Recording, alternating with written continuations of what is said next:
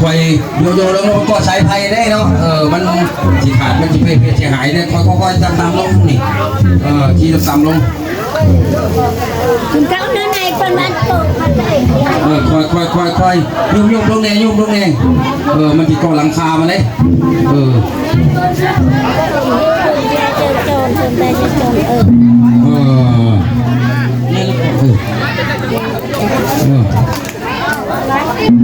เอาหัวไม่ขึ้นนะป่าเคลื่อนที่ง่ายเตรียมแห่เขาทอดเขาวัดเขาแห่โดยชี้เขาไปทอดอยู่วัดบ่แล้วเดี๋ยวจังไรก็ทาเบิ่งน้องหลาก็ยังบ่ฮู้พี่น้องน้องว่าพิธีเป็นเทศแต่แบบใดเราเริ่มเรียนสูตรใหม่ฮะเด็ดข้าวหมักน้ำโมสูตรรวยที่โซ่เขาเลยเปิดสูตรเขาเลยบอกว่าได้เปิดซิงผมซิงพินเดี๋ยวนี้เด้อไปน้องจะได้ว่าคือบอกเปิดซิงพินกูหมักซิงพินนะตัวของผู้ขายนี่แหละหมักสูตร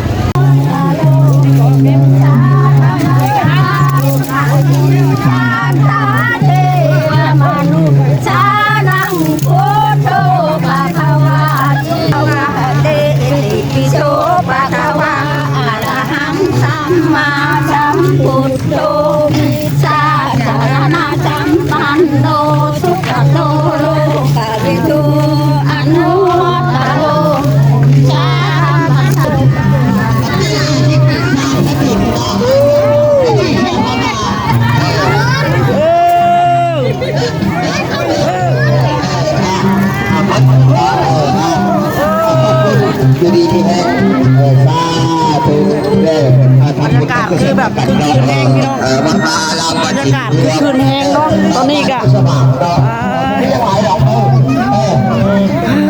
ตื่นเต้นไปเพื่อตั้งตัวพี่น้องเลยพวกกินบางคนขี้หลายเนาะ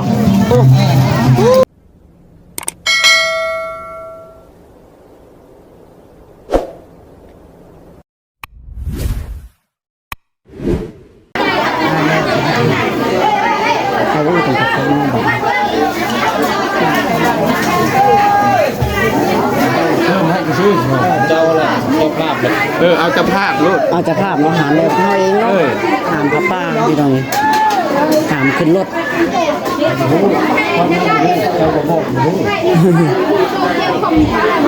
จบมาแล้วเอาพี่น้องเลยโทรทักทายสบายดีแม่ซีเป็นสุขุมสุขคนเนาะตอนนี้เตรียมเสเดิมแฮ่หามพระป้าหามพระป้าใช่ไหมอีติ่งติ่งนู่นนี่นะอย่ามาจุ่มก็ได้เนาะมาแต่คนละดาวเราเป็นคนละเจ้าขนาดเป็นแกก็ได้มีหลังหาเป็นกับมาสามคู่เป็นผู้ชนเนาะออกชนอย่างนิยมก็มีหนามรวมในเฮาเนาะต่อเป็นแกก็ได้ต่อผมมีปัญหาเนาะก็ได้พิจารณาเนาะเนาะไม่ออกเรื่องผลถอยหลุดมาเลยเนาะที่ย่านเลยเป็นแน่ทุกคนกับพ่อยังมาแพ้ได้ไปดื้อทั้งไม่ใช่มองจะไปมองไปไม่ใช่ทั้งรถไล่ออกยุบอยู่นึงก็อยู่ทางนี้ฮันถอยถอยมาทางนี้แหละเนาะเอาออกในโต๊ะฮะ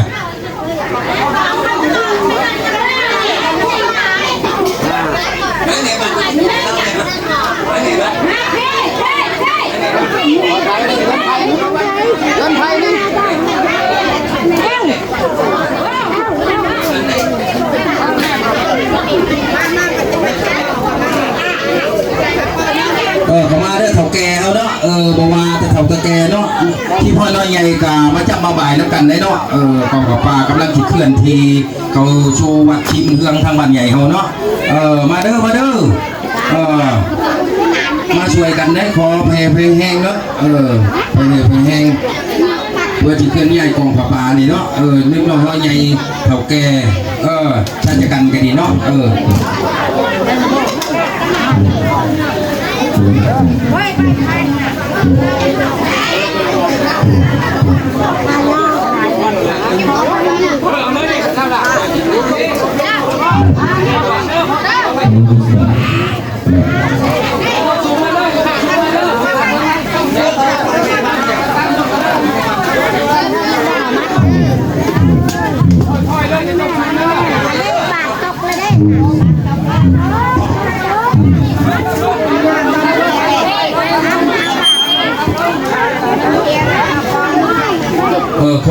โยโย่แล้วมันก็สายไฟได้เนาะมัน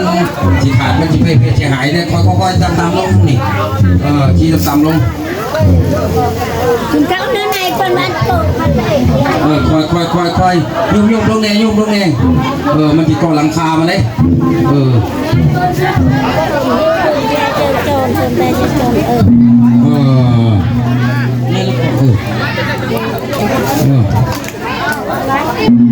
เอาหัวไม่ขึ้นนะเอาหัวไม่ขึ้นไว้มาเอาหัวก้นไว้นะมี่ไว้หัวขึ้นไปหัวก้นขึ้นมันจะไล่คืนบ่ค่อยขึ้นค่อยขึ้นโอ้ยพอทายนี้มันเหี่ยป่ะล่ะเนาะภาพจะหีดไว้บุญมันเฮาเนาะ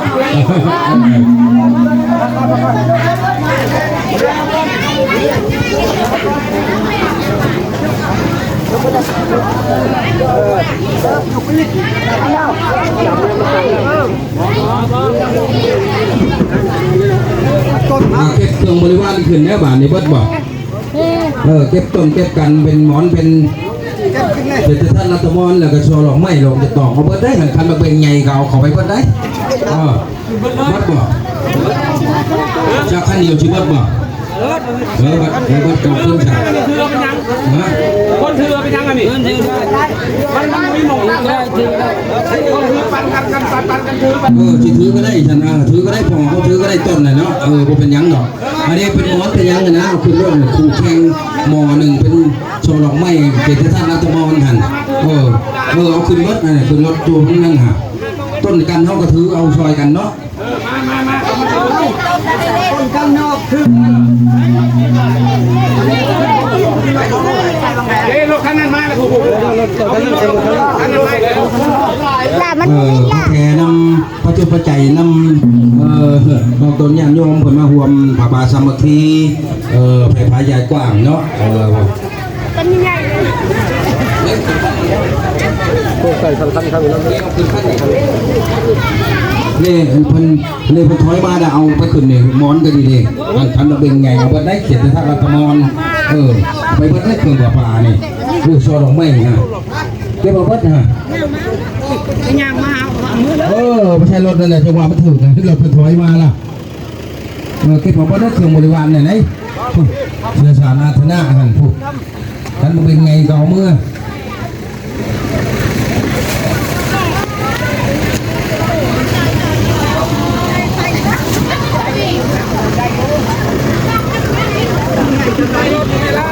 เสร็จแล้วคนที่บุตร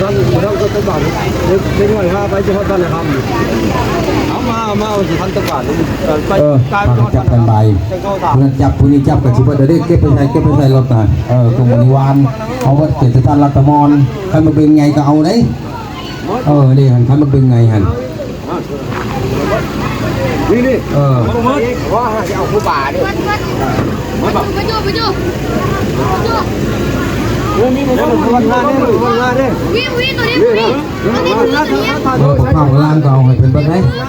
นี่คู่ก็ยังนี่ก็ยังเขียมบอกทั้งนั้นเข้ามาก็เอาไว้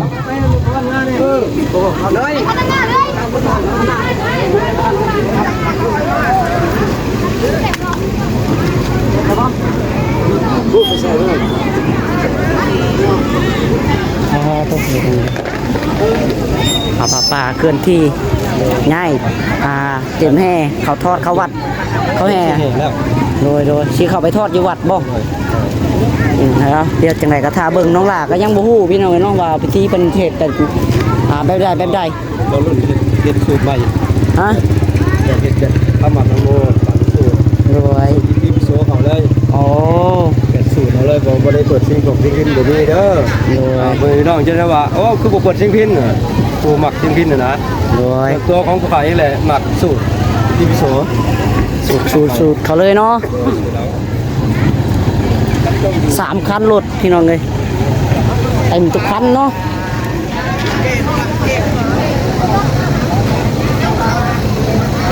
เบิ้ลไปเลยนะ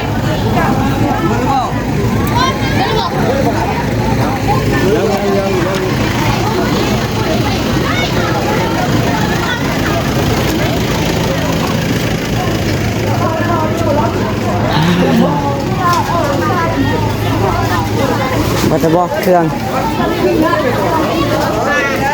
ลึกย้ายกันเอาเข้าไปขึ้นไป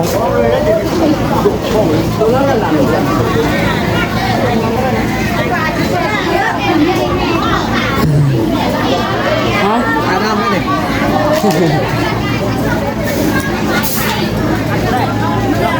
มาได้ดอกเต็มพอดีเต็มเลยมันต้องมีคนนั่งอยู่ที่นี่นั่งเฝ้าไอ้การแล้วนั่งเฝ้าไอ้การนั่งก็ได้ไอ้อยู่ฮะบอกอยู่ป่ะไม่ได้ดอกมันอยู่เลยเป็นข่าวทันมาดิเจ้าขึ้นไปนำกันเลยก็ได้ขึ้นบ่คำเจ้าอยู่คนละข้างเลยอยู่คนละข้างอ๊บโอเคนี่เจ้าขึ้นนี่เจ้านั่งนี่จับเด้ออย่างอันนี้ใช่ดีๆเรื่องเล็กรถเจ้าซื้อนะฮะเลยเล็กหนาป่ะโอ้ผู้เสียงหวยป่ะเฮ้ป้าพี่น้องเอ้ยนี่แหละเสียงดวงรถแก่ป้าร ถแก่กองป้า631 2631เนาะ2631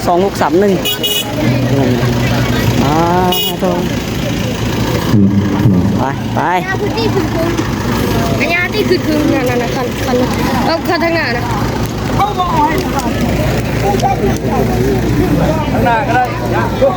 กำลังเตรียมกันอยู่เนี่ยตู้มันที่ใหญ่จุดขึ้นรถแต่ว่า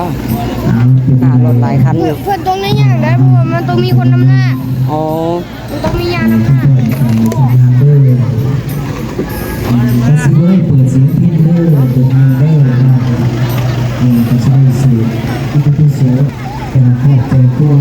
ว่าได้เปิดเสียงพินนะพี่น้องเทศอาทิตย์พิสูเอาไปเลยเนาะแบบทั้งพอว่าและพี่น้องเลย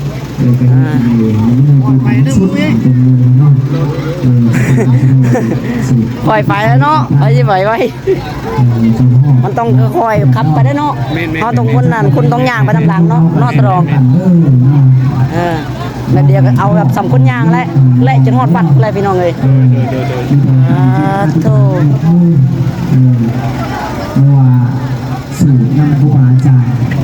ขั้นไหนไปก้อนบานยังว่าเพิ่นแทงขั้นไหนไปก่อนตัวกอบป้าบอกไปก่อน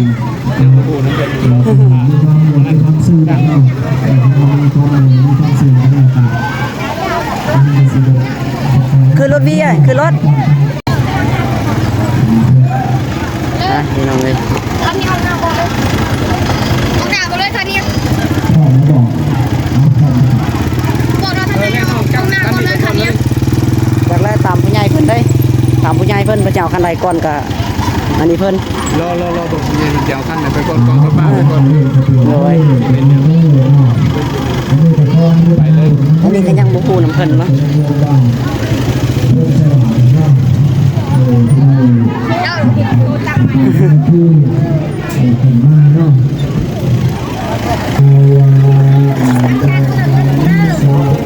เอาของป้าไปก่อนเนาะคันนี้ถ้าไปก่อนจะงามป้า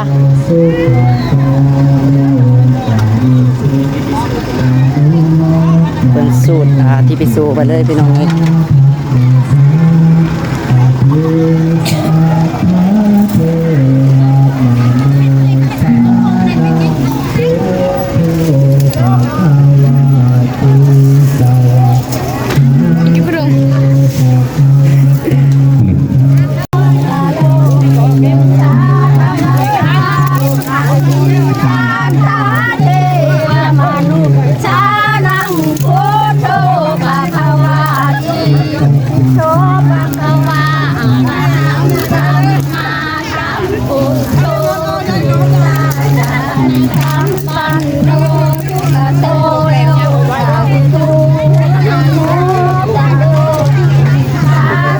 ไปยังสีไป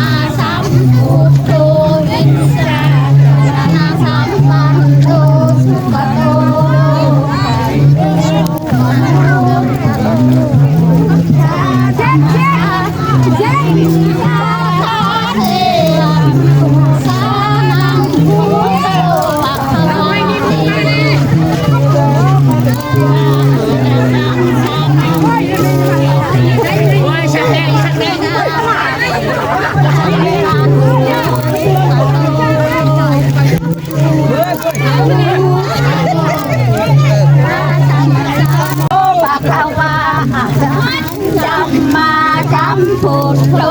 นิชาจารณะจำปันโดจุกโลโลกาวิสุอนุวัตวิชาธรรมชาติวิชาธาเทวมนุษย์สานังทุกโภปะคะวะติติโชปะคะวะสัมมาสัมพุทโธนิชาจารณะจำปันโดจุกโลกาวิสุอนุวัตวิชาธรรมชาตินาทีสาธาเทวมนุษย์สานังพุทโธภะคะวะติโชภะคะวะอะระหังสัมมาสัมพุทโธวิชาจารณะสัมปันโนสุขโตโลกา เอาละเทศบ่เป็นดับเพิ่นมีแต่เบิ่งแล้วบ่เคยเลย ธรรมชาติบ่เป็นสาธาเทวมนุษย์สานังพุทโธภะคะวะติโชภะคะวะอะระหังสัมมาสัมพุทโธวิชาจารณะสัมปันโนสุขโตโลกาวิสุอนุตโร คนหลายอยู่เบิดบ้านเฮาพี่น้องเอ้ยแขกผู้หลายคนก็มาหัวน้ำอยู่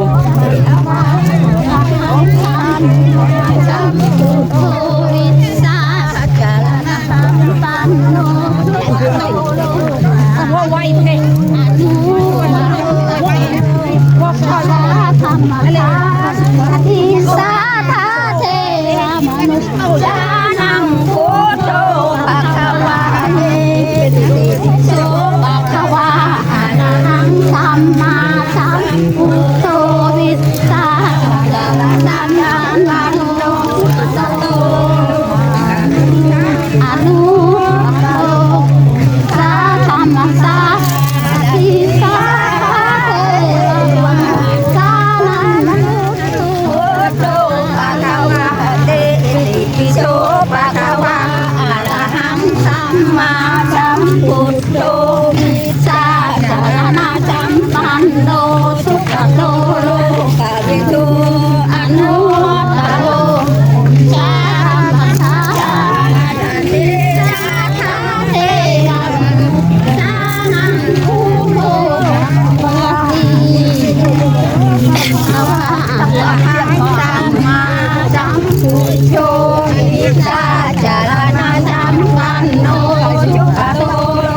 กาวิสุอนุตโรสาธรรมสาติสาธาเทวมนุษย์สานังพุทโธภะคะวะติโสภะคะวะอะระหังสัมมาสัมพุทโธวิชาจารณะสัมปันโนจุกโตโลกาวิโต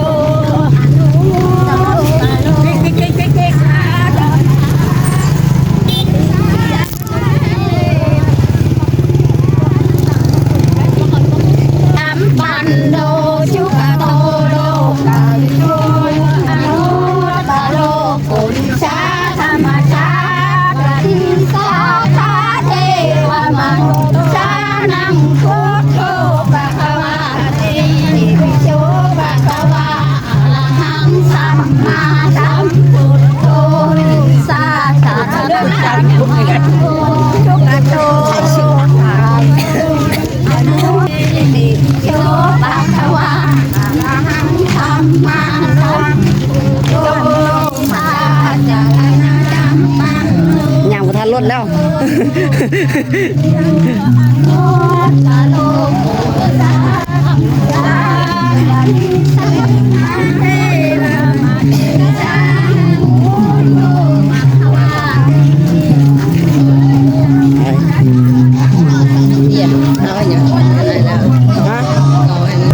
อ๋อเก็บลงถ้วยเอาให้แล้วเนาะนี่เก็บไว้ยังบ่ฮู้นะพี่น้อง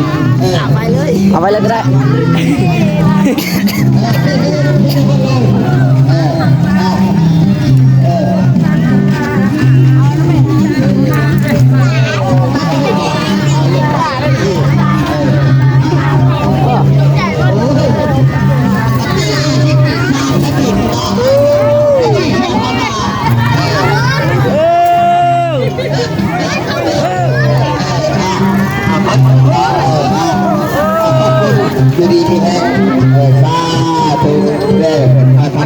คือแบบคือคืนแห้งพี่น้องบรรยากาศคือคืนแห้งเนาะตอนนี้ก็ตื่นเต้นไปเพื่อตั้งตัวพี่น้องเลยพวกคิดว่าคนขี้หลายเนาะโอ้มวนม่วนแล้วมือนี่ม่วนเนาะเนาะ วันนี้ม่วน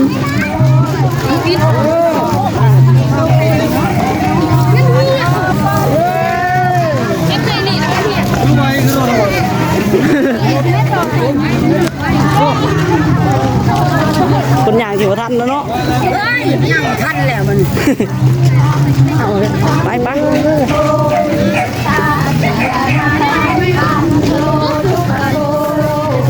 ี่ทางวัดมันใหญ่พี่น้องเลย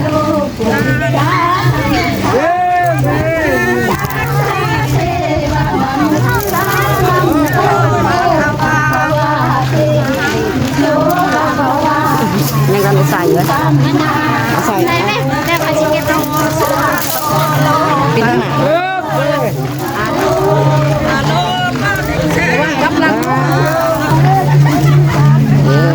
ไปเนี่ย กดบัตรแล้ว ไปเลยที่จะจะจำได้กัน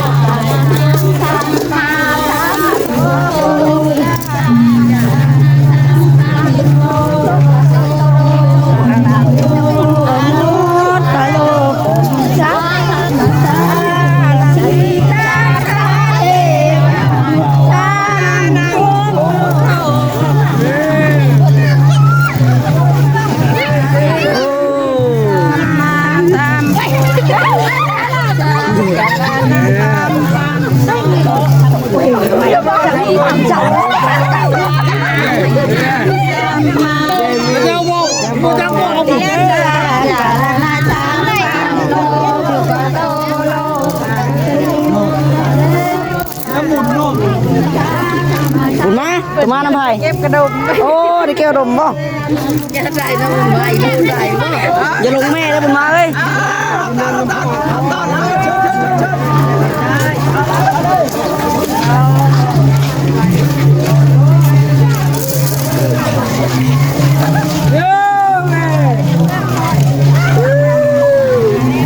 อย่างอ้อมวัดอีกเป็นองเลยบาทนึง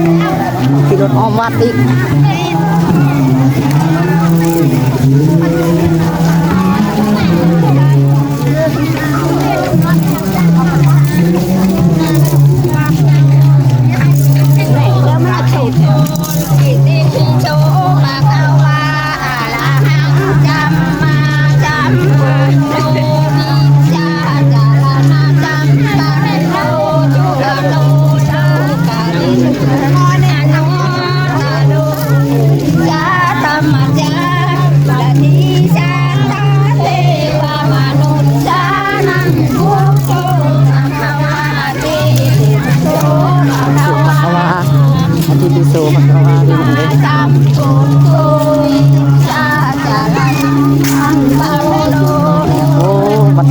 คือแบบ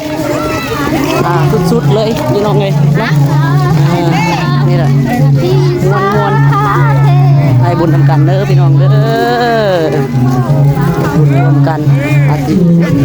แห่ป้าบ้านคนสว่างเอาพี่น้องเลย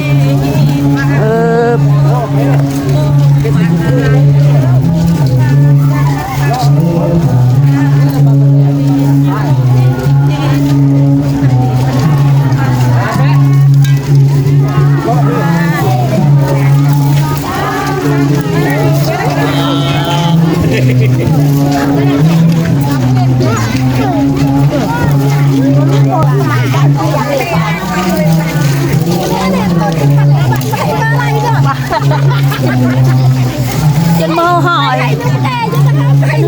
เลยในชาวเบื่อแตกหล่ะเอ้ย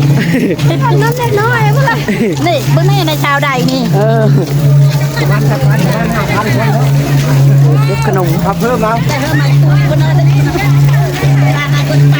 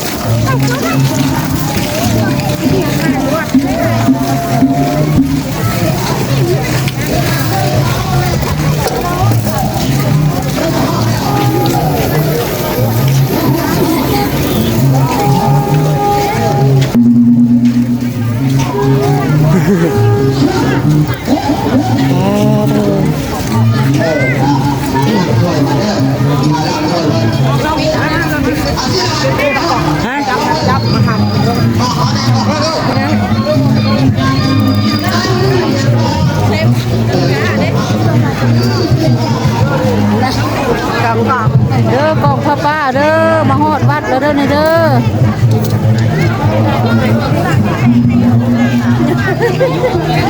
เขาเพื่ออะไรไปได้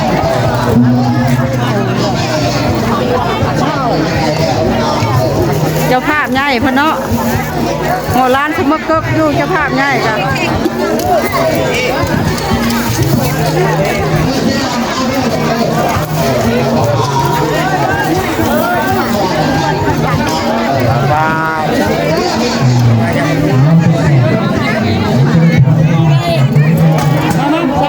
มาเลยไปเก็บได้ไหมลูก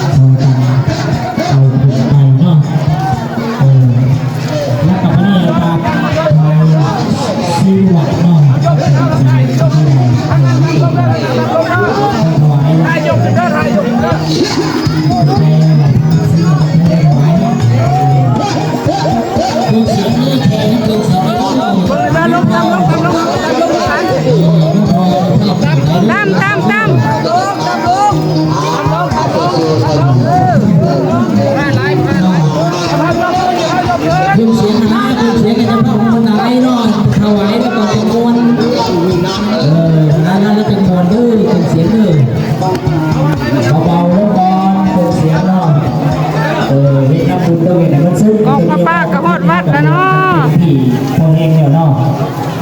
พวกคุณได้กับวอนกับพี่พอเองแล้วเนาะสำหรับเศร้าก็ได้ก็เอาเป็นคนสร้างเป็นโยมเด้อเนาะจะสร้างกับตั้งจิตตั้งใจเจ้าภาพพอเด้อนี่เด้อกำลังขึ้นมานี่เจ้าภาพพอเด้อตัวนี้ว่าเป็นคนไปชูสร้างเจ้าภาพง่ายของพ่อป้าอันนี้เมียของเจ้าภาพเนาะ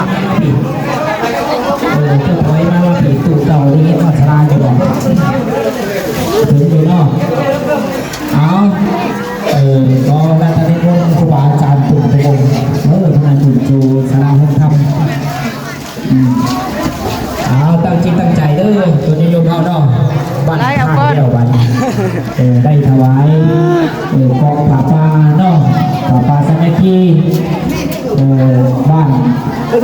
พลสว่างเติมไปแล้วใช่อันนั้นน้ำอะไรพระผู้ที่ว่าอยู่ในพระบ้านพลนางเด้อเป็นโมเดอร์เนาะพระเทวันพลนางเนาะนี่เราฮะหากับว่าที่นี่เขาเนาะบ้านพลสว่าง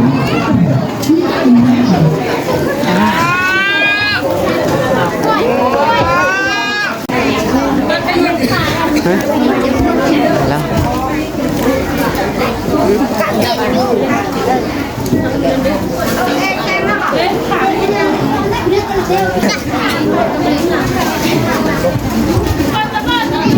บรรยากาศคือแห่พี่น้องเลย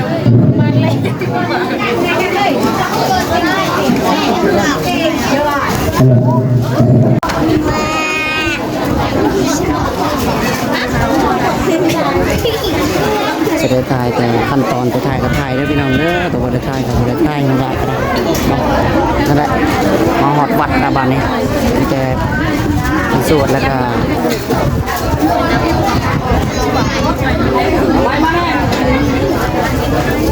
ยามน้ำแล้วเนาะ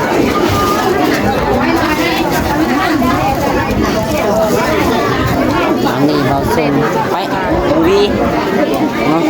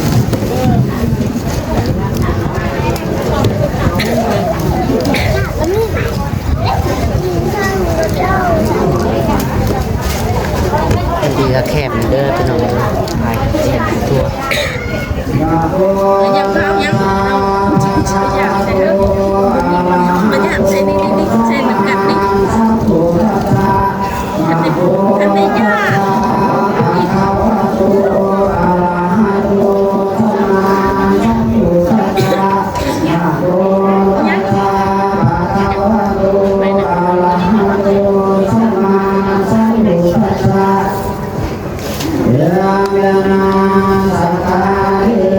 ะตังอุปันติโกเสนาอาหังสัมมาสัมพุทโธภะคะวะวาทิเยเมนะสักการะตังธัมมังติโกเสนาสวาคาโตภะคะวะตาธัมโม พี่ยังวะ เยเมนะสักการะตังสังฆังอริโกเสนาโลภะนิวโรภะคะวะโต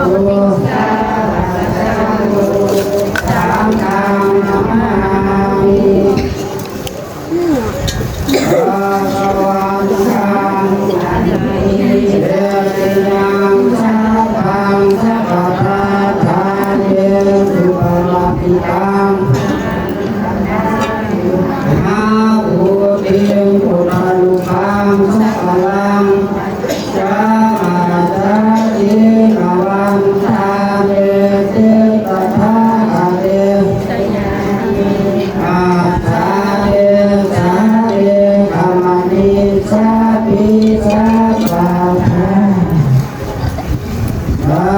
ธุอัมทามิพันเตสุตินัมพิมายังพันเตวิสุวิสุรัตนาทายาวิสาลาเนรัตถาปัญจศีลานิยจามะปฏินัมพิมายังพันเตวิสุวิสุรัตนาทายาวิสาลาเนรัตถาปัญจศีลานิยจามะ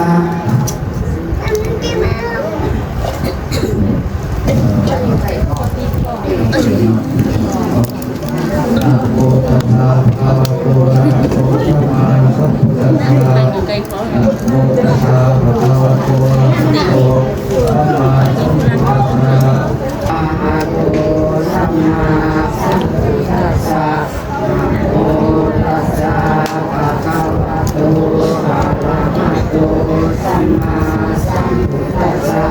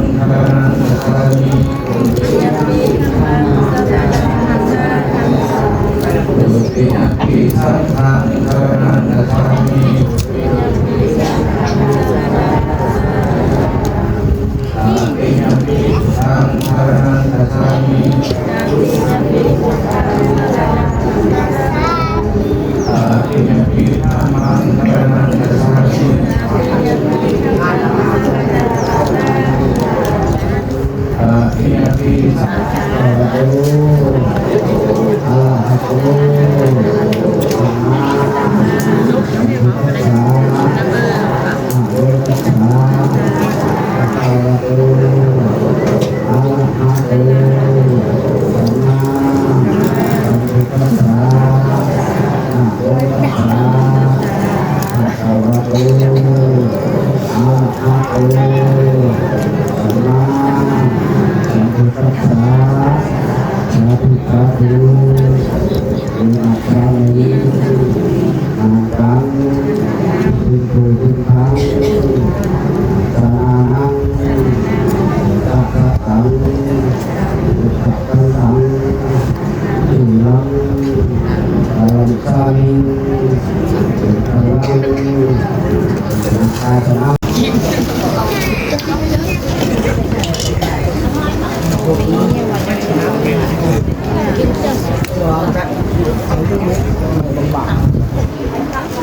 อยู่ในกองปลาเลยพี่น้อง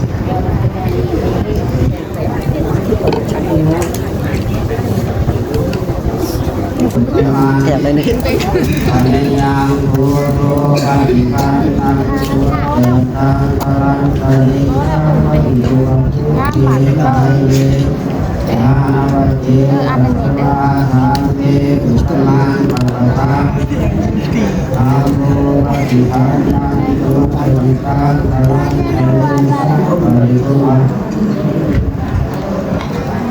อาวะเทสัตวาสาเทอุตมังปัสสังอย่าไปใส่หัวปิดตาปิดตา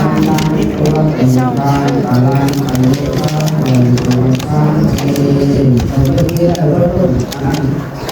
เอาผ่านสบายไม่ได้ร้อนไม่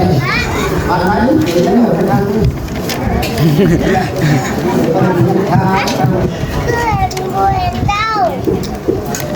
นั่นแหละ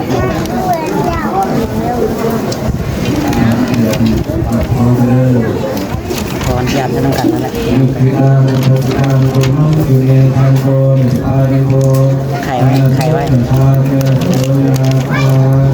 อาทิโยมาชาตุปะหาโลยาทังมาเสหอนอาโยสุขิติอานุโมโหตุอาคาติมีอาริตังปุอาปะทานิโรธาภาโลนามาทังจาริวันโนทุกขังอย่าน้ำอย่าน้ำเนี่ยประมาณนี้กันก็ได้อย่าจะนำกันแล้ว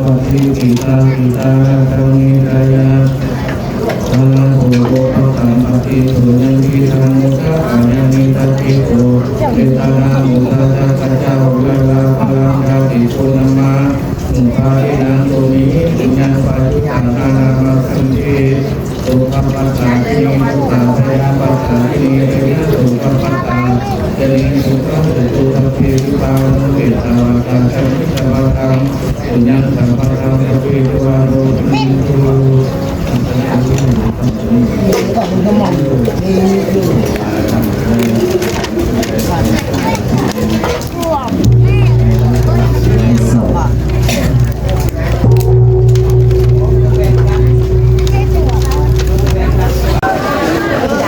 มันนี่คือซีเมน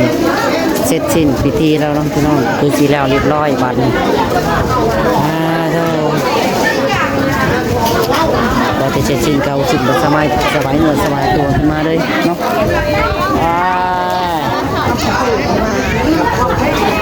บ้านบัดนี้